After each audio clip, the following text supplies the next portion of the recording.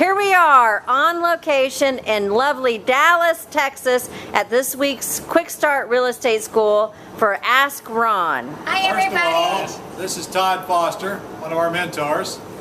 This is Lynette Wolf. The Wolf Couple. That is Brian Wolf. And this is a wolf. All right, question number 1 is from Marianne Nunes in California. Marianne, again. Yes, Marianne. So Marianne's question is, she says, I have a 3-part question. Ron, can you give an example of what you say to a seller when you call them up to get a discount on your purchase price when you find out that your sublease tenant is cashing out before the term is up, and why the seller would agree on a discount, and does it make a difference whether you did a owner financing or a lease option deal with the seller? I got this. It's the deal after the deal. Okay, so Marianne, this is the deal after the deal, and you go ahead and let the seller know. Let's say you owe the seller $100,000, okay? And you call the seller up and you just say, it turns out that I've come across $50,000 and I would be willing to go ahead. I need to do something with it. How about if I give you the $50,000 and we call the debt even? So you try to get a discount on owner financing that you have previously established. It's the deal after the deal. And you don't want to necessarily tip them off that your lease purchase buyer is qualified and you're going to be cashing them out regardless. So you're trying to get a discount on this. Anytime you have smaller amounts of seller financing, like if you do a subject to and get a little extra seller financing of 10 or 20,000, a lot of times you can reduce those to a very small amount to actually pay them off. All right, but her question was, how does she reduce the purchase price she agreed to with a seller? So my answer would be, I'd call them up and I'd say, I'm coming into some money soon, and I'm trying to decide what best to do with it, and I thought of you. If I were to pay you off quicker, what is the least you could take on what I owe you? That's the answer. All right. You got a better answer? No? That was beautiful. Question number 2 is from Raymond. Hi Raymond. What is the procedure for attempting to reduce or release IRS tax liens on a property? Do you know the answer? I do not. You know the answer? Yes. Yes. Okay, tell them the answer. Well, you're going to contact the IRS, or they're going to contact the IRS.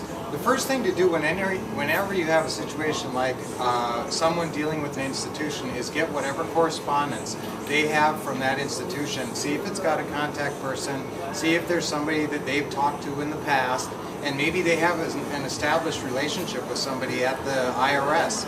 So what you're trying to do is actually get this negotiated off the property.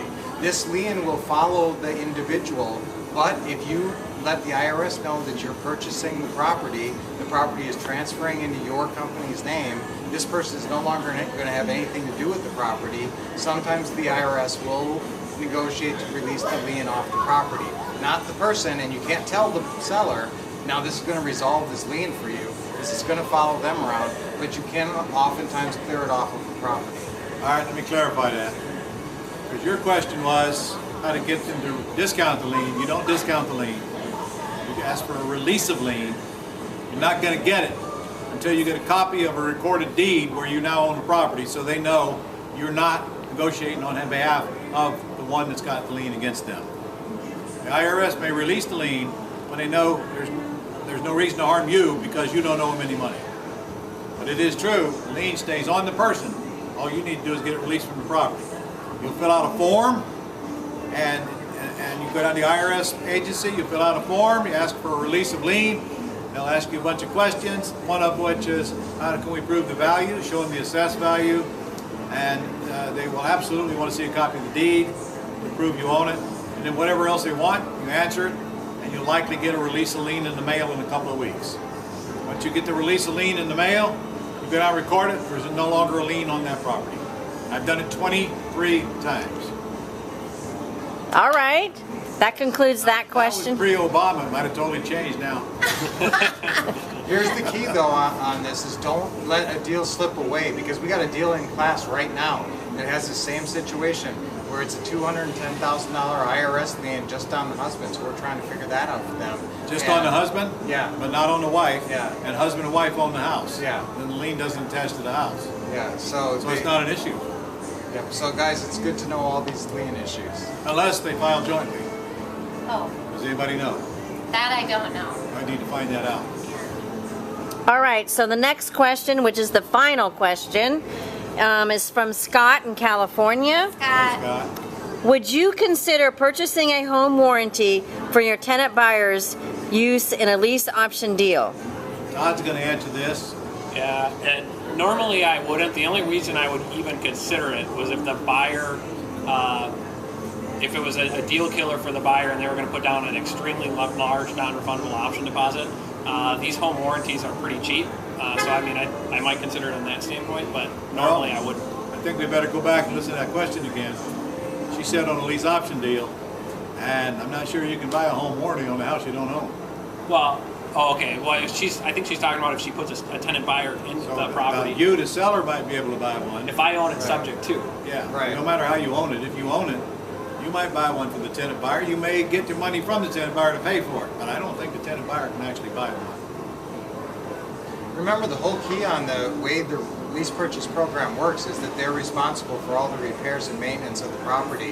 Yeah, And but so- that has nothing to do with this buying a home warranty. Yeah, and so if they want to get a home warranty, that's really more on them than it would be on you, since they're Again, I don't responsible. think they can get one if they don't own the house.